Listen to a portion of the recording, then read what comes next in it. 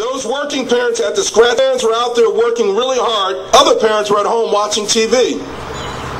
Those working parents had to scratch their heads and ask themselves, why break their backs?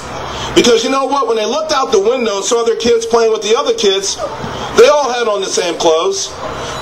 The kid with the unemployed parents had on the expensive sneakers. So you can imagine what went through the backs of people's minds, particularly single mothers. They had to pay babysitters.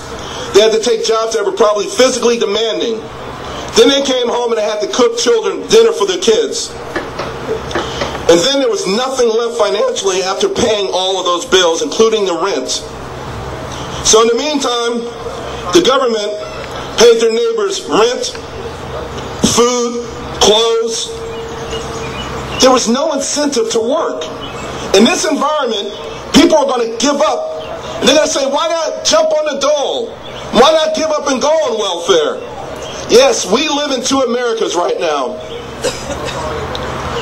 Right now, 47% of adults don't pay federal income tax.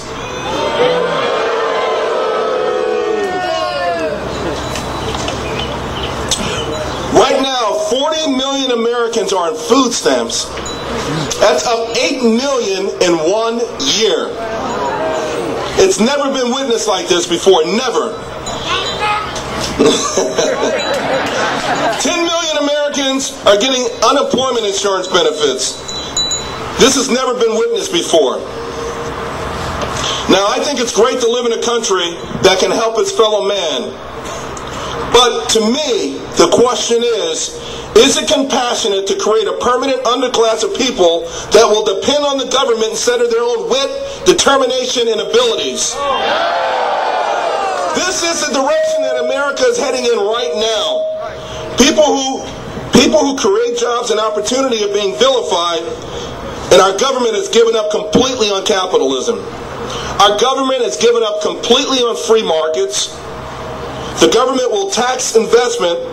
The government will make American companies weaker and less profitable. And, of course, they will continue to demonize the word profits. First, as it's associated with easy targets like insurance companies and Wall Street, but ultimately, the businesses that you work at, too. The great welfare society, well, we're barreling right toward it, and guess what? It ain't cheap. Someone's going to have to pay for it. Well, we know that this redistribution of wealth is bound to fail miserably, and I know that everybody in its crowd understands that instinctively. And here's the irony. Nobody drove here in a limo. You guys are all regular, hard-working, God-fearing folks, but you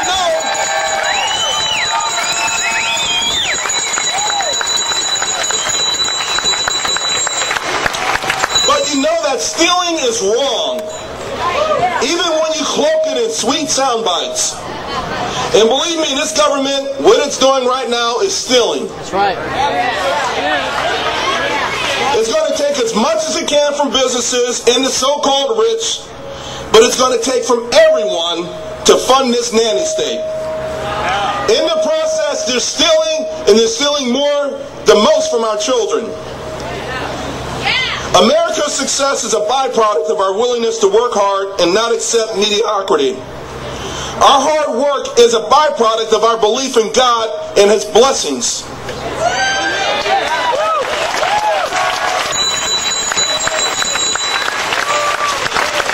You know, in 1904, a German couple arrived in New York. They were seeking a first-hand glimpse of what they called the spirit of capitalism. After 3.5 months traveling around the country, Max Weber and his wife returned to Germany. That's where he wrote The Protestant Ethic and the Spirit of Capitalism. It was based on his observations of America. Faith in God laid the groundwork for the evolution of capitalism. This, in turn, is what created a sense of opportunity in a land of achievement that have been the hallmarks of America. I think it's time to get back to those roots. It's time to reject reckless government spending and the creation of a welfare nanny state.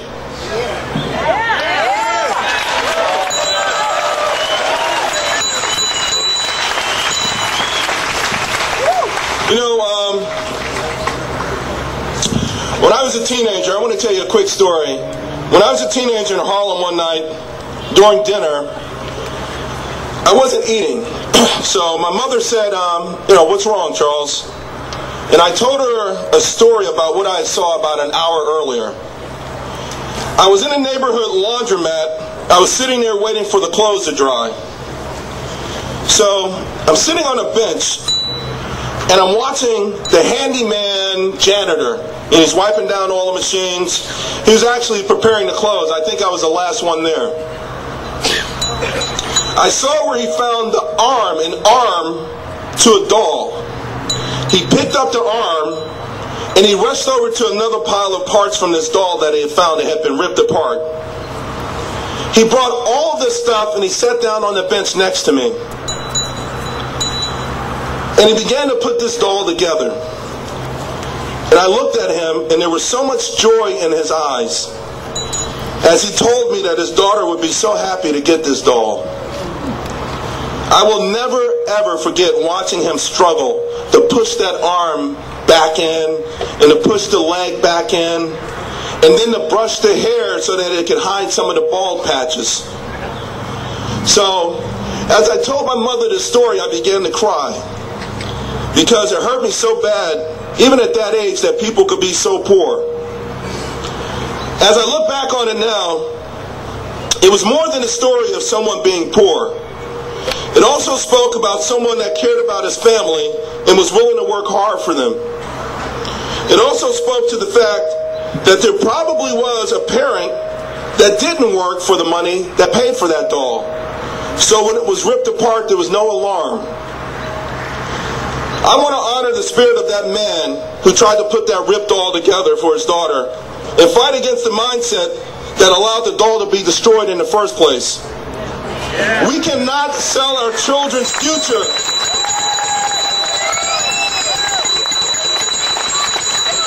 We can't sell their future down the road. We can't sell our souls for a soft landing. We can't sell out the sacrifices of our ancestors and our forefathers. So, all I really want to say to you, Richmond, is that you are fighting amazing odds. You don't churn out 36 movies a year that denigrate America. You don't own all the media outlets that find your values old-fashioned or superstitious. You don't stick to your principles. I'm sorry, you do stick to your principles. You follow your heart. No, because you want to fight and save this country. That's why you do it. Yeah. So, I say, don't let the powers that be push you aside. Don't let the one party take you for granted, and don't let another party drag you through the mud. Don't let the elites derail what you're trying to achieve. Don't let them use reverse psychology and exploit your strengths. Don't let them tell your story. Don't let them shame you with lies. Richmond, you're all Captain Americas. Hold your signs up high and never stop fighting. God bless Richmond. God bless the Tea Party. And God bless America. Thank you very much.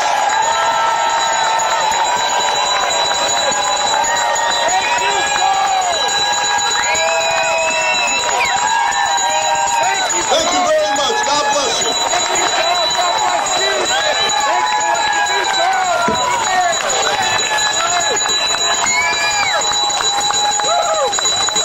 Inspiration and patriot Charles Payne. Some great odds, and we've got a lot.